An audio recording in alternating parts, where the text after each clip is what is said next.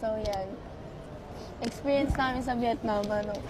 Siyempre, una, sobrang ganda dito sa Vietnam, guys. Kakaiba yung mga tourist spot nila. Parang ano, parang yung mga makaluma na mga ancient na buildings yung ano sa Vietnam. Tapos yung climate, sobrang lamig, maganda.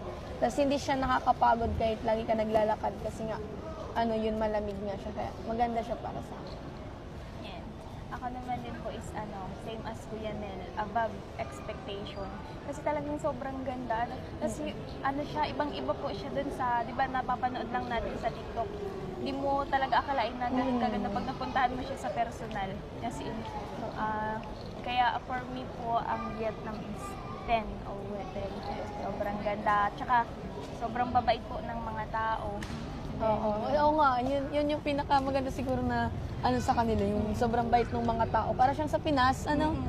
Pero approachable. approachable. Hindi sila masungit, walang masungit sa kanila. Kaya parang sa mga countries na napuntahan ko, Vietnam yung ngayon, na-exceed niya yung Hong Kong. Tapos yung sa akin, highlight is nung nagsakay tayo ng cable car. Ay, oo. Sobrang ganda talaga. Nakakalula yung Hindi mo cable car. in-expect na meron ganun sa Vietnam. Oo. Sobrang mataas Parang, na lugar din pala po ang hindi Vietnam. nabibigyan ng justice ang Vietnam sa social media, pero sobrang ganda guys. Yeah. Ang ano naman, masasabi namin, punta kayo guys sa Vietnam, murang-mura and sobrang ganda ng lugar.